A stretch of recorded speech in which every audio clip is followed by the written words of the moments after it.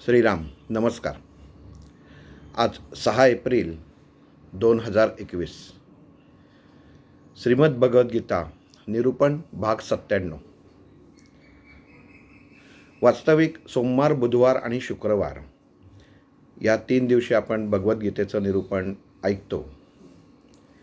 पण आज ताईंकडं, योगिनी ताईंकडं, ज्यांना मी आजी म्हणतो,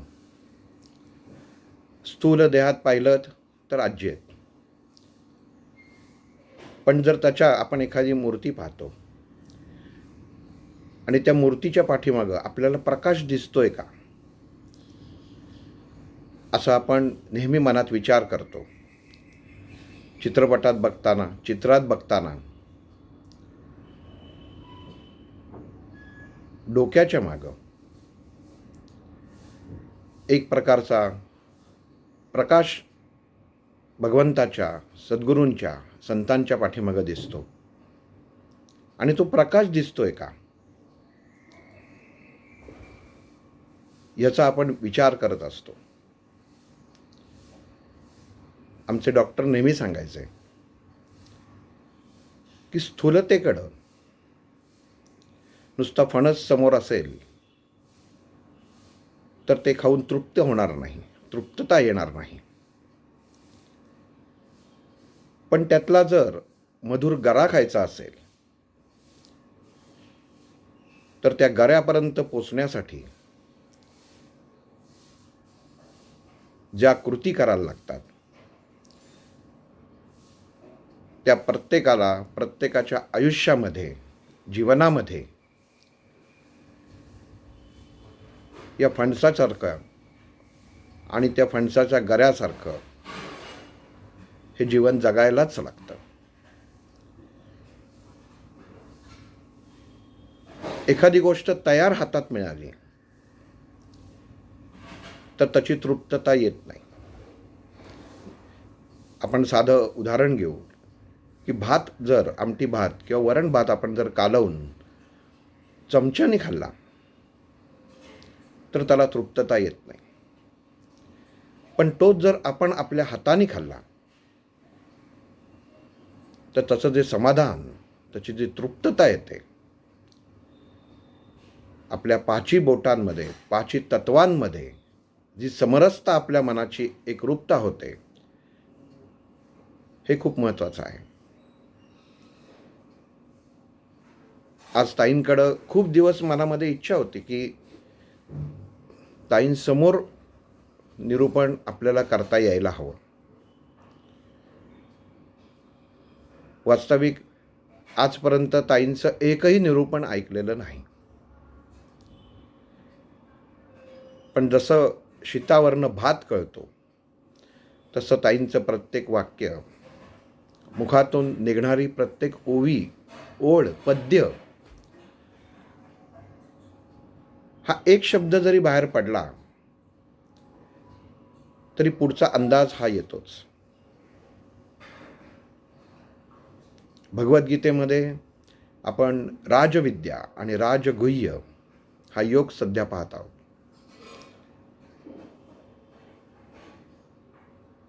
विद्या कोणाला शिकवावी आणि गुह्य ज्ञान कोणाला द्यावं हे सद्गुरू ठरवतात. मागील निरूपणात सांगितलं की हे भगवंतानी अर्जुनाला सांगितलं, पण सर्वसामान्य लोकांना ते प्राप्त झालं. भगवान श्रीकृष्णांनी संस्कृत भाषेत गीता सांगितली. समाजापुढं होती, लोकांच्या हातामध्ये होती, पण समजत नव्हती. अमृत होतं, भगवंत प्राप्तीचा मार्ग समोर होता, हातात होता, रस्ता समोर दिसत होता. पण हा रस्ता तिथंच जातो का, ह्याचं ज्ञान नव्हतं.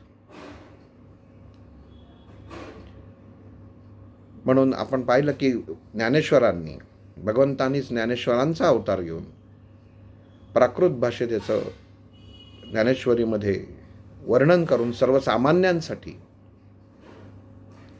हे ज्ञान प्रदान केलं. आणि इथे कौरव आणि पांडव, अधर्म आणि धर्म दोन्ही एकमेकांसमोर उभे होते. मनुष्याच्या जीवनामध्ये सुद्धा असंच असतं. परिस्थिती काय आहे हे आपल्या मानसिकतेवरती अवलंबून आहे. आज आपण बघतोय की बाहेर करोना सारखा विषाणू पसरलाय. प्रत्येक मनुष्य घाबरून घरात बसलाय.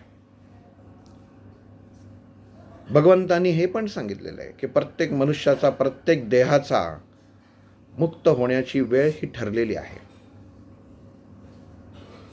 पण म्हणून आपण नियम तोडून, नियमांची अंमलबजावणी न करता त्या भगवंतांनी घालून दिलेल्या नियमांच्या विरोधात जाणं सुद्धा चुकीचं आहे. भगवंत प्राप्तीसाठी सद्गुरूंचं असणं हेही तेवढंच गरज आहे.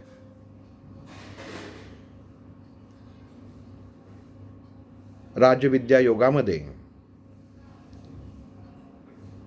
जसं आपण पाहिलं की कर्मयोगात भगवान श्रीकृष्णाने अर्जुनाला सांगितलं की कुठलंही कर्म असो, फळ दिल्याशिवाय शांत होत नाही. आता तुमच्या मनामध्ये कदाचित प्रश्न येईल की राजविद्या आणि गुह्य योग असताना हा परत कर्म या विषयावर कसं काय आपण आलो? तर त्याचं कारण असं आहे की मूळ कळलं नाही तर पुढचं काही कळत नाही. आपण नेहमी पुस्तक वाचताना सुरुवातीचा परिचय, मनोगत कधी वाचतच नाही. परस्पर पुस्तक वाचायला सुरुवात करतो. आमचे डॉक्टर नेहमी म्हणायचे की ज्यांचं पुस्तक एका दिवसात, अर्ध्या तासात वाचून होतं ते वाचणंच नाही. एक पुस्तक वाचायला कमीत कमी 4 महिने हवेत. तेव्हा मला कळायचंच नाही की 4 महिने कशाला. आणि ते तेव्हा म्हणायचे की जे एक ओळी लिहिलेली आहे, एक ओवी लिहिलेली आहे, तर ती काय विचार करून लिहिलेली असेल याचा विचार आपण करणं गरजेचं आहे. मनुष्य जीवनामध्ये असंच गमतीचा भाग असा आहे की आपण लहानपणापासून शाळेमध्ये सुद्धा इतिहास शिकतो. आपल्याला महाभारतात, रामायणातले धडे येऊन गेलेले आहेत. आणि जो भाग आपल्याला आवडतो त्याच्यात माणूस गुंततो. आणि इतर भागात त्याचं ज्ञान नसतं, कंटाळा येतो म्हणून ते त्याचं आकलन तो करून घेत नाही. पण इथं भगवंतांनी अर्जुनाला सांगितलं. अर्जुनाच्या मनामध्ये प्रश्न काय होता की मी ह्यांना का मारावं?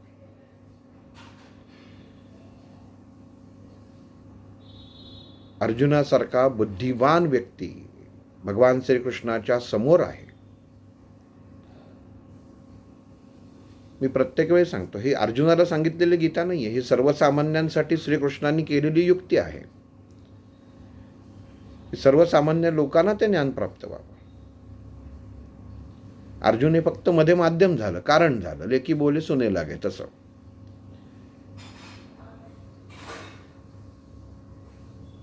मग आपण ह्या जीवनामधले संभ्रमित अवस्थेत असलेले अर्जुन आहोत. आणि हे योग आपण ऐकता ऐकता आता अशा ह्या राजविद्या आणि राजगुह्य योगामध्ये, म्हणजे जिथं आपण इंग्लिशमध्ये म्हणू सिक्रेट, गुप्तता, गुप्त गोष्टी,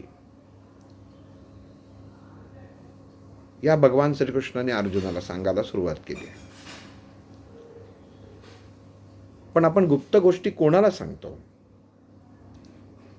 की ज्याच्यावर आपला पूर्ण विश्वास आहे आणि मी सांगितलेल्या गोष्टींची गोपनीयता तो ठेवेल अशाच व्यक्तीला त्या सांगितल्या जातात. आता भगवान श्रीकृष्णाला काय माहीत नव्हतं की आपण अर्जुनाला सांगता सांगता संजय पण ऐकतोय, आणि जो मनाने आणि दृष्टीने दोन्ही अंध आहे असा धृतराष्ट्र पण ऐकतोय.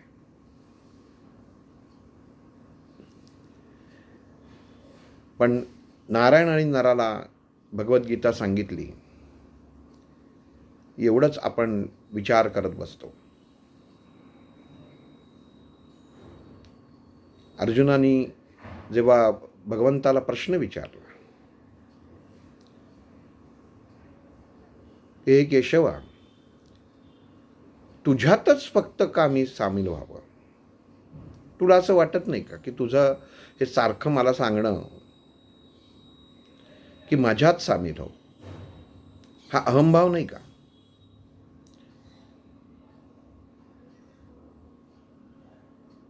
आणि मग भगवान श्रीकृष्णाने अर्जुनाला स्वतः आत्मरूपी देह धारण केलेला त्याच परमात्म्याचा अंश आहे असं जेव्हा सांगितलं की मला प्राप्त झाल्यावर परमात्म्याचीच प्राप्ती झाली, हे निश्चित आहे. पण कसं असतं, हे सांगणं आणि बोलणं ही गोष्ट वेगळी असते. मनुष्याला पुरावे हवे असतात. आज गुह्य गोष्ट सांगायची, जसं मागच्या निरूपणात सांगितलं की भीष्माचार्यांनी जेव्हा अर्जुनाला घायाळ केलं आणि श्रीकृष्ण जेव्हा रथाचं चाक घेऊन त्यांच्या अंगावर धावून गेला आणि भगवान श्रीकृष्ण भीष्माचार्यांना म्हणतात की माझ्या अर्जुनाला मारतोस का? आणि तेव्हा भीष्माचार्यांच्या डोळ्यातनं अश्रूच्या धारा व्हायला लागतात. त्या दोन गोष्टींनी वाहतात. पहिलं, अर्जुनाला भगवंतांनी आपलंसं केलं हे किती महत्त्वाचं आहे. भीष्माचार्यांचाही अर्जुनावर तेवढाच जीव होता. आणि दुसरी गोष्ट, साक्षात परमात्म्याच्या आतनं जर आपला देह मुक्त होत असेल तर याच्यासारखं मोठं भाग्य ते काय. म्हणजे जीवनात घडणारी गोष्ट, प्रत्येक गोष्ट भगवंत काय स्वरूपात घडवून आणतो ह्याचा मनुष्याने विचार करायला पाहिजे.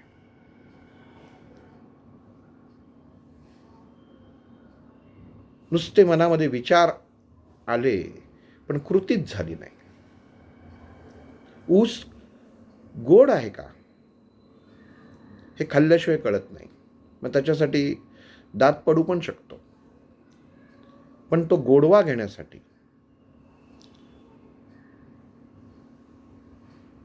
तुम्हाला तो चावाला हा लागतोच.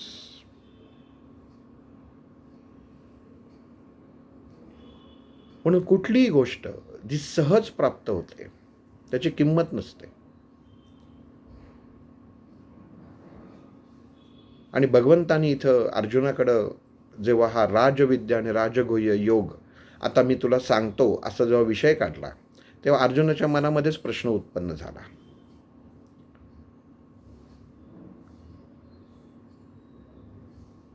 मी प्राप्त झालोय का? कारण भगवंत ज्या अर्थी मला सांगतायत की मी तुला हा योग सांगतो आणि एखादी गुप्त गोष्ट जेव्हा दुसऱ्याला सांगितली जाते याचा अर्थ असा होतो की त्या क्षणी ही पावती आहे, नुसतं ऐकायचं नाही, ही पावती आहे की भगवंतांनी अर्जुनाला स्वीकारलेलं होतं. मग गुणदोषासकट स्वीकारलं होतं. मग जीवनामध्ये गुरु हा शिष्याला त्याच्या गुणांसकट स्वीकारतो.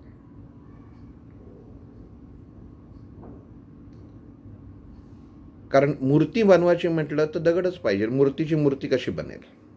तर दगडावर घाव आहे तोच घालतो, शिल्पकारच घालतो. मग मूर्ती तयार झालेली आहे. मग अर्जुन रूपी मूर्ती आता समोर बसलेली आहे आणि आता त्याला अभिषेक करायचा आहे, त्याच्यामध्ये प्राण निर्माण करायचे आहे. जी विद्या, जे गुह्य ज्ञान भगवंताकडे होतं. आणि इथं भगवंत अर्जुनाला म्हणतात की कर्माचा सिद्धांत तुला माहिती ना रे.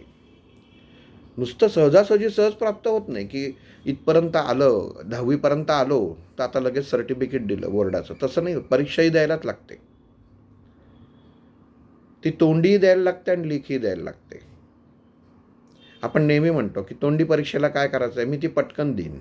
पण तोंडी परीक्षा का घेतात? आमचा मागं एकदा डॉक्टरांबरोबर विषय झाला होता. आम्ही त्यांना गमतीने म्हणायचो की तोंडी परीक्षेचे मार्क म्हणजे शक्यतो पासच असं. ते जीवनात कायम म्हणायचे की मनुष्य कामधंद्याला उद्योगाला लागतो तेव्हा फक्त हे तोंडच, हे मुखच बोलतं. काय लिहिलंय आणि कशामुळे तुम्हाला ते सर्टिफिकेट मिळालंय ते घरी भिंतीवर टांगलेलं असतं म्हटले. आणि जे तोंडी असतं ते चवीचं असतं. आपण म्हणतो एखाद्याच्या तोंडी लागू नये. अर्थशब्द मराठी शब्द आहे, नीट समजून घ्यायला हवा. जेवताना तोंडी लावायला लागतं, एखाद्याच्या तोंडी लागू नये. तसं इथं भगवंत अर्जुनाला सांगताना, हा योग सांगताना संजय आणि धृतराष्ट्र हे वैचारिकतेने ह्या योगाच्या तोंडी लागलेच नाहीत.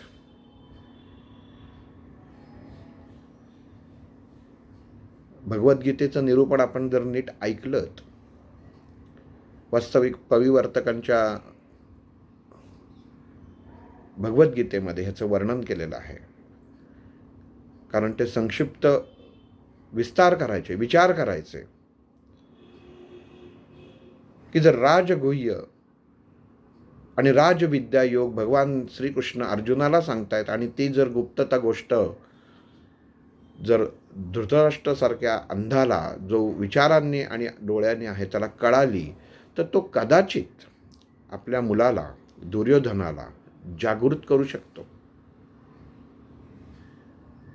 म्हणून ही भगवंताची माया कशी आहे आणि गंमत कशी असते की जेवढं पाहिजे ऐकायला तेवढंच कानावर पडलं, आणि ज्याच्या कानावर पडायला पाहिजे त्याच्या ते पडलंच. अर्जुनाच्या पडलं, हनुमंताच्या पडलं.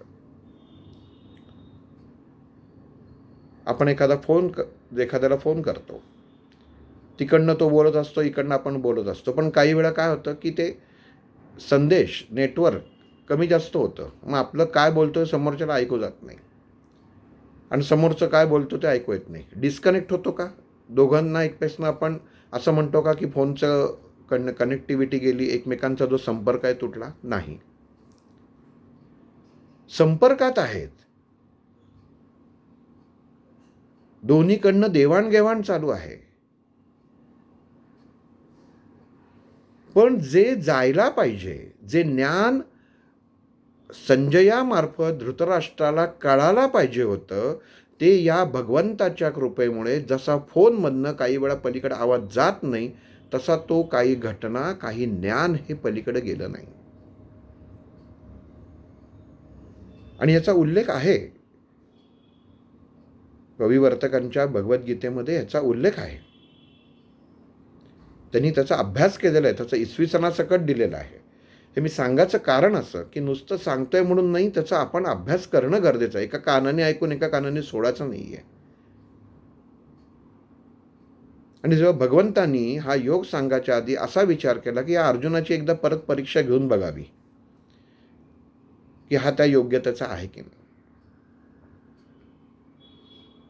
म्हणून तो अर्जुनाला विचारतो, कर्म म्हणजे काय, एकदा परत सांग बाबा. मी आत्तापर्यंत तुला एवढे योग सांगितलेत, तुझ्या लक्षात आहे का? तर अर्जुन पण कसा गंमत असतो बघा. एखाद्या मुलाला कळत नाही की आपल्या समोरचे शिक्षक काय प्रश्न विचारतायत, किंवा एखादा असं धरून चाला घरात की आईने लाडू केलेत आणि ते मुलाला पाहिजेत, पण ती आई काही सहजासहजी देत नाही. काय म्हणजे आईचा सुद्धा कशी गंमत असते बघा. त्या केलेले असतात मुलासाठीच, पण ठेवते कुठं? वरती फळीवर. सगळे एकदम खाऊ नये ह्याचा त्याच्या पाठीमागं उद्देश. पण ज्याच्यासाठी केलेत त्याला त्याच्यासाठी आटापिटा करायचा असेल, आणि ह्याच्यासाठी मध्ये ज्ञानेश्वरीमध्ये एक उदाहरण एक आठवलं म्हणून सांगतो मध्येच. की भगवद्गीता ही कळण्यासाठी भगवद्गीता ही फळीवर ठेवलेली आहे. आणि जर ती कळाची असेल तर ज्ञानेश्वर नावाची शिडी जर वापरली तर ते गीतेपर्यंत पोचणार आहे, म्हणजेच ज्ञानेश्वरीपर्यंत पोचणार आहे. आणि मग ती आई तो लाडू असं पाठीमागं हाताच्या आपल्या पाठीमागं करते आणि त्या मुलाला उगाचच चिडवते. मुलाला पण माहिती असतं आई देणार, पण ही मधली जी कृती आहे ही कृती आपल्याला बघताना सहज वाटते. मग एखादा वडील असतात ते म्हणतात कशाला त्याला चिडवते सुगा, दे ना त्याला. ही वास्तविक सर्वसामान्य जीवनामध्ये घडणारी गोष्ट. मनुष्याचा पेशन्स किती आहेत, तुम्ही एखाद्या गोष्टीसाठी किती आटापिटा करू शकता त्याच्यामध्ये कळतं. मी मागही एका उदाहरणामध्ये सांगितलं होतं की डॉक्टरांबरोबर मी जेव्हा गोखलेनगरला एका पेशंटकडे गेलो,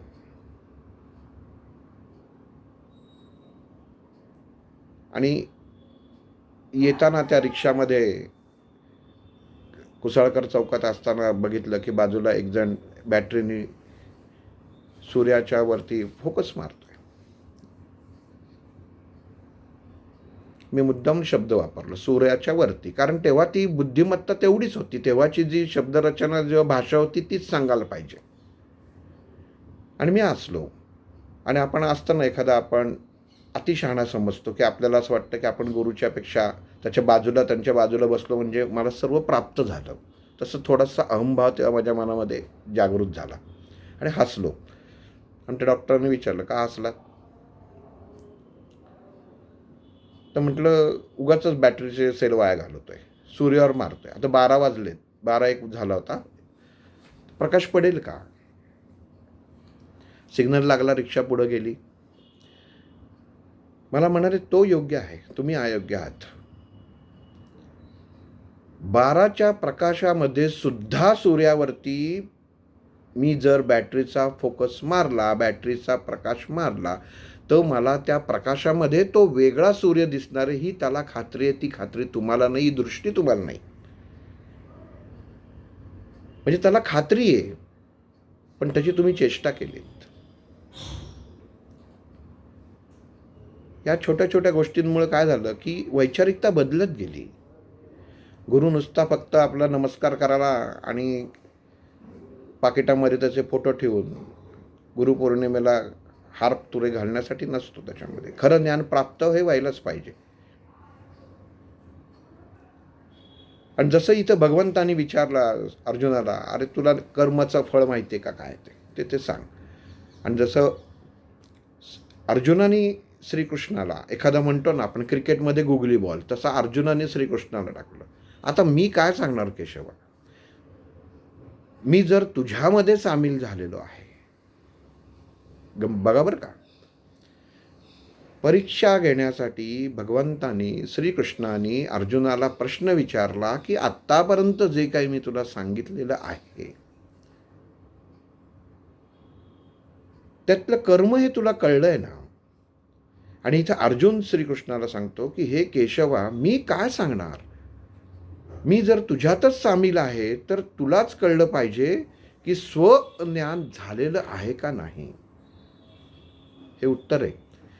म्हणजे ही खात्री आहे, ही पावती आहे, ही श्रीकृष्णाला पण अपेक्षित होती की जेव्हा आपण भगवंतामध्ये, परमात्म्यामध्ये प्राप्त होतो, परमात्मा आपल्याला, आणि आपण एकरूप होतो, तेव्हा मनुष्याचं स्वतःचं अस्तित्व हे राहत नाही.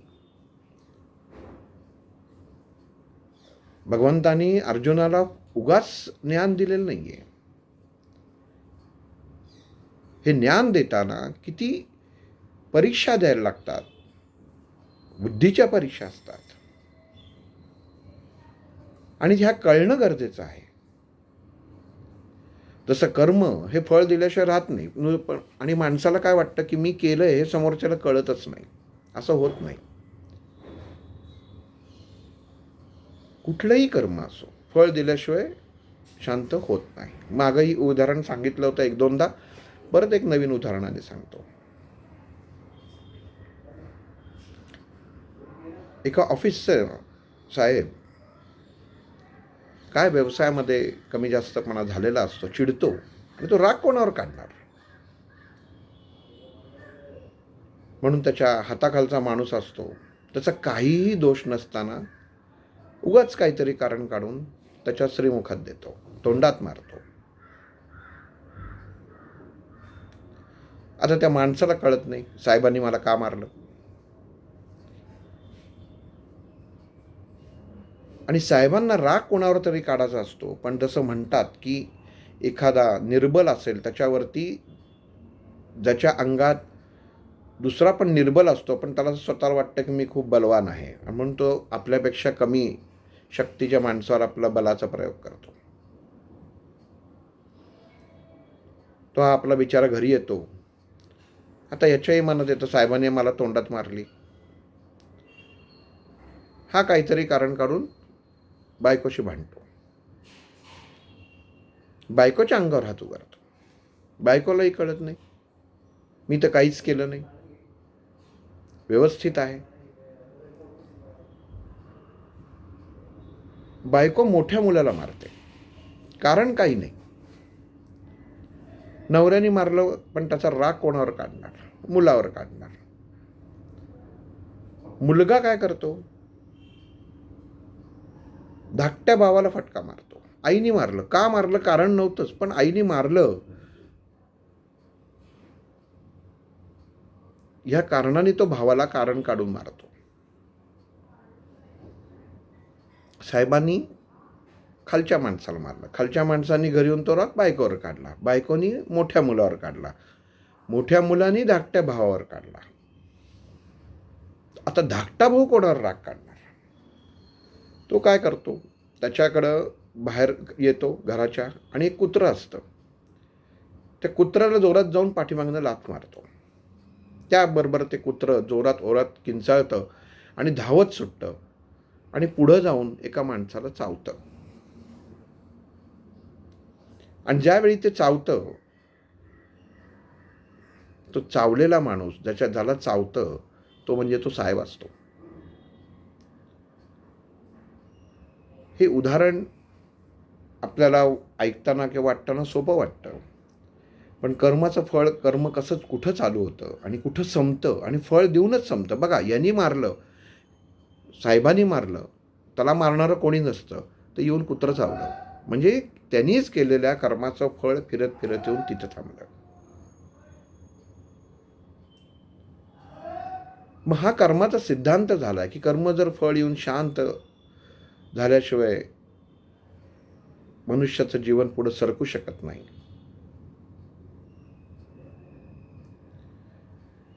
मग भगवंतानी अर्जुनाला सांगितलं की हे पार्था, आता मी तुला हा योग निश्चित देऊ शकतो. बघा बरं का, आता मी तुला हा योग निश्चित देऊ शकतो. योग देता येतो का असा? हा योग देण्यासाठी हा भगवंत अर्जुनाला, जो अर्जुन श्रीकृष्णाला म्हणतोय की हे भगवंता, मी तुझ्यातच एक रूप आहे, त्याच्यामुळं मला वेगळा विचार करायचा गरज नाही. तिथं श्रीकृष्ण अर्जुनाला म्हणतोय की आता ह्या योगाचं जे ज्ञान आहे हे मी तुला वेगळं देतो. ह्याचं कारण असं की त्या देहापासून जर हे वेगळं झालं नाही तर ते ज्ञान त्याला प्राप्त होईलच कसं. एकत्र झालं ठीक आहे, वैचारिकतेने झालं ठीक आहे, भगवंताची प्राप्ती झाली ठीक आहे. भगवंताची प्राप्ती होणं आणि भगवंतात एकरूप होणं म्हणजे काय, तर त्याचे गुण घेणं, त्या मार्गावर चालणं, हे खूप महत्त्वाचं आहे. म्हणून जीवनात गुरु करणं सोपं असतं. करायला काय 5 मिनटं लागतात. हातात धागा बांधला शिष्य, यांच्या नावाने लावलं गुरु. आपण ते तात्विकदृष्ट्या त्याच्यावर आपण चालतोय का, योग्य गुरु आपल्याला प्राप्त झालाय का, हा प्रश्न मनुष्याला कधी पडतच नाही. मला काहीतरी मिळालं एवढंच त्याला गोष्टीमध्ये आनंद असतो. आणि ही खरं वास्तविक. आमचे डॉक्टर काय म्हणायचे की मनुष्याची अधोगती कुठं चालू होते, तर हे दांभिक गुरु मिळाल्यावरती मनुष्याची अधोगती चालू होते, की जिथपर्यंत तो बुद्धीने आलेला असतो आणि तिथंच नेमकी त्याची बुद्धी मार खाते, की ज्यावेळी निवड करायची वेळ येते. वास्तविक आपण काय म्हणतो, की गुरु हा शिष्याची निवड करतो, शिष्याला गुरुची निवड करायचा अधिकार नाही. वेळ येते तेव्हा गुरु आपोआप येतात समोर आणि मनुष्य हा स्वतःचाच गुरु असतो.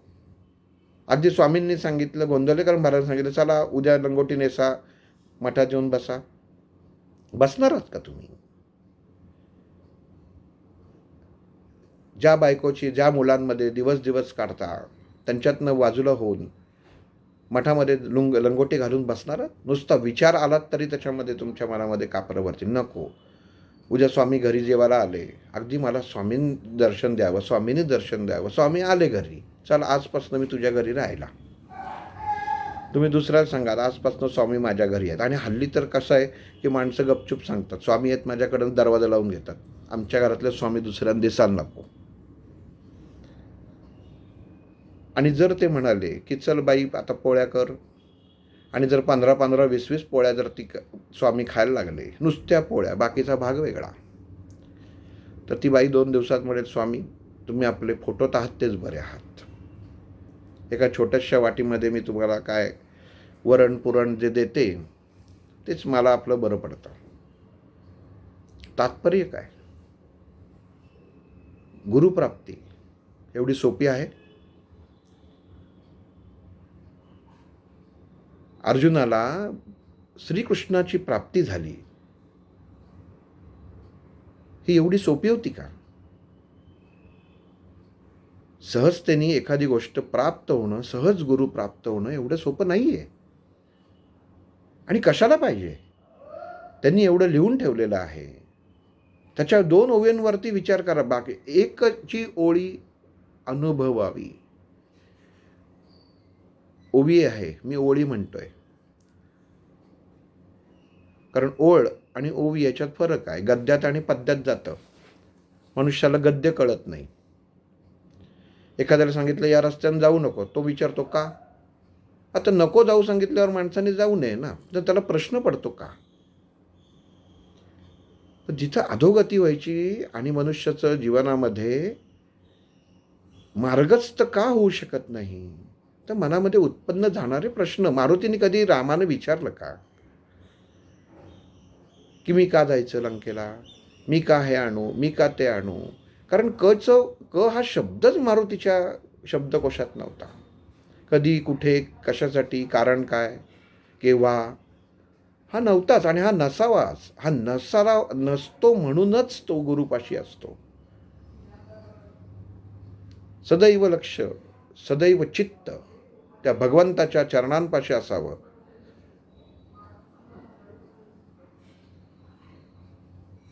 आणि मनुष्याचं हे दुर्दैव आहे की सद्यस्थितीमध्ये या गोष्टी प्राप्त होणं सहज शक्य नाही आहे. कारण मनुष्याचा एकतर स्वतःवर विश्वास नाही. आज पेराल तर उद्या लगेच फळ पाहिजे, तसं होत नाही. ज्या गोष्टीची सहज प्राप्ती होते ती गोष्ट चांगली असेलच असं नाही. कृत्रिम गोष्ट ही लगेच प्राप्त होते. अत्तर कितीही उंची असो, अगदी लाखाचा असो, तरी ते काही तासाच्या वरती तो सुगंध देऊ शकत नाही. पण आत्मिक सुगंध जो एकदा भगवंताच्या कृपेनी आणि सद्गुरूंच्या कृपेनी प्राप्त होतो, त्याला कुठल्या दुसऱ्या सुगंधाची गरज लागत नाही. आमचे डॉक्टर कायम म्हणायचे, जो अत्तर मारतो त्याच्यापासून लांब राहा, जो स्प्रे मारतो त्याच्यापासून लांब राहा. कारण मनामध्ये स्वतःच्या इतकी विषमता आहे, वैचारिकता योग्य नाही, मग ती झाकण्यासाठी हे मनुष्य मारत असतो. स्वतःच्या शरीराचा, स्वतःच्या मनाचा सुगंध इतका हवा. सद्गुरू आले की इथं मला कसला तरी वास आला, असं आपण म्हणतो की इथं आता आमच्या घरामध्ये चंदनाचा, केशराचा वास आला. ते काही लावून आले होते का? हा अंतर आत्म्याचा सुगंध आहे. आणि ज्याच्या नशिबात जो एकरूप आहे त्यालाच तो येतो, हे सगळं त्याच्यात वैशिष्ट्य आहे. आणि मग इथं भगवंतानी अर्जुनाचं ह्या योगामध्ये ही एकरूपता जी झालेली आहे ही खूप महत्त्वाची आहे. नुसता राजविद्या आणि राजगुह्य योग काय नुसतं सांगून असं असं झालं आणि तसं तसं झालं तर त्याच्यात उपयोग नाही आहे काही. विषयाची एकरूपता काय आहे, विषय कुठं समजून घ्यायला पाहिजे. कारण जर हा कळला नाही, त्याचा मूळ मुद्दाच कळला नाही, सुरुवातच कळली नाही, तर नुसतं पुढं आकलन करून आणि वाचून काही उपयोग नाही आहे. मला प्राप्त व्हा. मला प्राप्त व्हा म्हणजे काय, की भगवंताचे गुण जे आहेत, भगवंताच्या लीला आहेत. 16,000 बायका, आज श्रीकृष्णाने 16,000 बायका केल्या. अरे मूर्खांनो, ते काय होतं त्याचा नीट अभ्यास तरी व्हायला पाहिजे. मग श्रीकृष्णाने 16,000 केल्या तर मग मी अजून एखादी केली तर काय हरकत आहे. हा विचार आणि ह्या विचारांमुळे पुढे जाऊ शकत नाही, हे दुर्भाग्य आहे. आणि आजचे आपण गुरु पाहतोच, तुरुंगात आहेत, कुठल्या कुठल्या कारणांसाठी आहेत. आणि मुळामध्ये जर भगवंताने सांगितलेलं आहे की सगळ्याची उत्तरं तुमची इथं आहेत, तर बाकी करायची गरज काय. आधी स्वतःला प्राप्त करा, गुरु नंतर प्राप्त करा. कशाला पाहिजे गुरु, स्वतःची स्वतःला ओळख आहे ना. समोरच्याला आपण लीलाया फसवू शकतो, मनुष्य स्वतःला कधी फसवू शकतो का. मांजराला कसं दूध डोळे मिटून पितं, मला कोणी बघत नाहीये, कशाला हवं. सावरकरांनी स्वतःच्या घराला पहिली आग लावली, दुसऱ्याचं घर कशाला जाळायचं, मी माझंच घर पेटवतो, माझ्यापासून सुरुवात. हे विचार आपल्या मनामध्ये यायला पाहिजेत.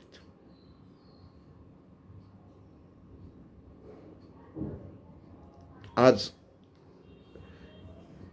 37 मिनिटं झाली आहेत, आज वेळ झालेली आहे म्हणून थांबतो आणि ताईंना एकदा परत नमस्कार करतो. तब्येतीच्या अस्वास्थ्यामुळे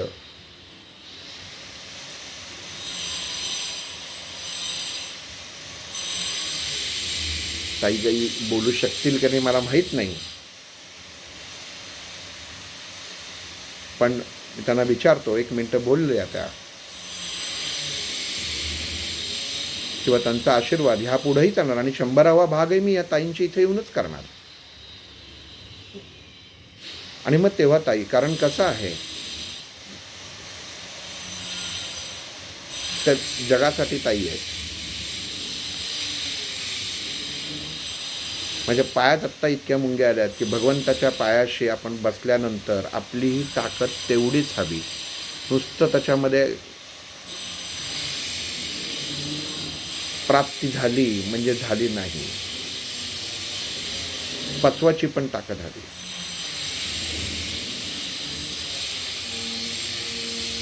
आणि 100वा भाग पण आपण इथंच बघणार आहोत. आणि मी ताईंनाही नमस्कार करून, सद्गुरूंना नमस्कार करून इथं थांबतो. श्रीराम.